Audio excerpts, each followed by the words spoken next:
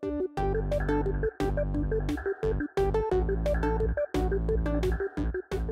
think some would say that the too big to fail firms view the capacity to expand again or to bail them out again as something they have to keep in reserve. Yeah. So they don't want to bring the economy back now at the risk of exacerbating the sovereign debt ratios. Yes. Because they want to keep some contingent capacity in case they have another problem.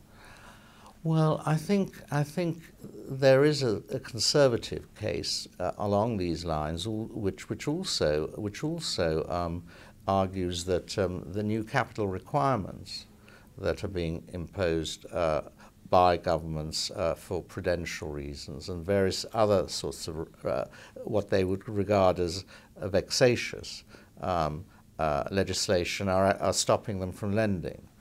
Are keeping interest rates up, lending rates up, and that government shouldn't have done these things at this point. You know, I have some sympathy with that view, actually, and I think Keynes did as well. Keynes wrote a letter to Roosevelt in 1933 in which he said, recovery before reform. Don't frighten businessmen just at the moment when you want them to start investing.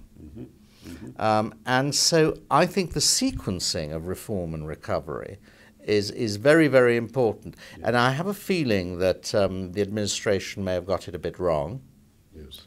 And it's certainly, I think this may be true with healthcare reform as well, handed weapons to the enemy, used up political capital, and now finds it's in a weak position to continue with the stimulus policies, and hence the reliance on quantitative easing, or QE2, as it's called. And I thought I'd make a joke. QE2. I'd say it's not the liner. It's actually printing money. And some professor in Southampton, he's actually quite well known, Richard Werner, said, "Well, I was the first person to use QE2, and I did it as a pun on the Cunard liner because it sails from Southampton, and now it's caught on."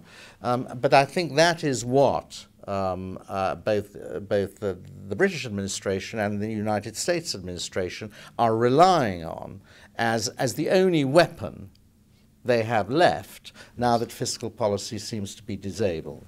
Some people are saying it maybe not be the QE2, it may be the Titanic, if these bubbles build up and explode again. Yeah, well, I think it's either going to be ineffective or it's going to be the prelude to another financial crisis for exactly the reason you gave.